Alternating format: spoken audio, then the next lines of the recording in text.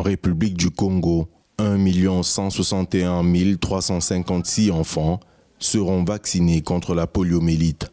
Ce sera au cours d'une campagne de vaccination que le gouvernement va lancer vers la fin du mois de mai. L'information a été donnée vendredi 21 mai 2021 par le ministère de la Santé publique. Cette campagne s'inscrit dans le cadre du programme élargi de vaccination avec l'appui de l'initiative mondiale pour l'éradication de la poliomyélite. La première phase se déroulera du 27 au 29 mai 2021. Le poliovirus non sauvage est un type de poliomyélite qui subsiste au Congo. Il y a quelques mois, un cas a été signalé dans le département du Kwilu. 16 pays africains connaissent des flambées de poliomyélite. Les risques d'importation demeurent.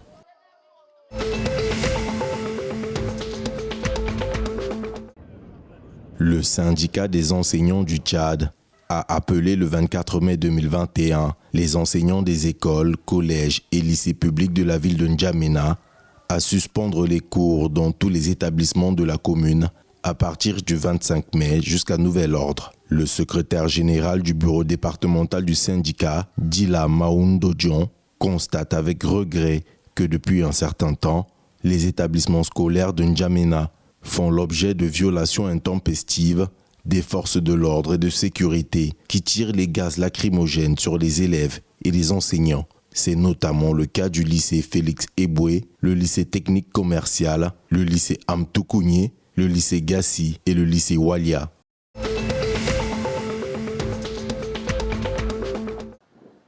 Dans le cadre de la vente publique de ces actions, lancée en février 2021, à la Bourse des valeurs mobilières de l'Afrique centrale, en vue de devenir une banque, la microfinance, la régionale, a publié des données indiquant le volume de la participation financière du Gabon à cette opération clôturée le 26 mars 2021. Sur les 2400 souscripteurs, 20 personnes morales et 2380 personnes physiques enregistrées au cours de cette opération, le Gabon occupe le deuxième rang avec 92 souscripteurs, soit un pourcentage de 3,9% de l'ensemble des souscriptions, juste derrière le Cameroun avec 2253 souscripteurs.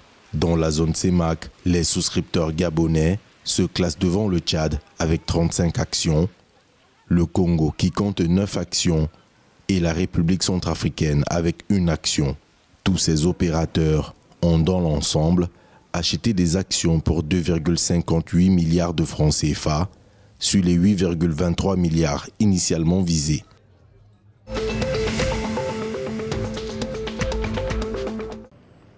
Le Conseil des ministres du vendredi 21 mai 2021, présidé par le Premier ministre Samalou Kondé, a adopté le projet de loi portant ratification de l'accord de crédit conclu entre la République démocratique du Congo et l'Association internationale de développement au titre du projet de développement multisectoriel et de résilience urbaine de Kinshasa, Kin-Elenda.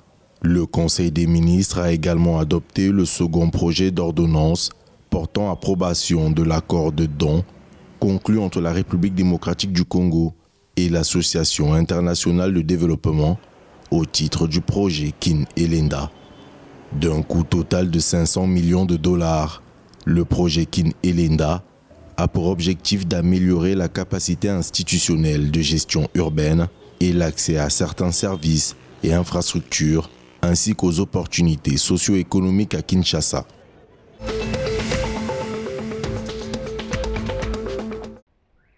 Le 27 mai 2021, le ministre russe des Affaires étrangères, Sergueï Lavrov, s'entretiendra avec son homologue gabonais Pakom Moubele Boubeya en visite de travail en Russie du 26 au 28 mai. Selon le chef de la diplomatie gabonaise, il est prévu d'évoquer l'intensification des relations russo-gabonaises dans les domaines commercial, économique et social, en particulier les perspectives de renforcement du partenariat d'affaires dans l'exploitation des ressources minières, dans le secteur énergétique et dans la réalisation de projets d'infrastructure.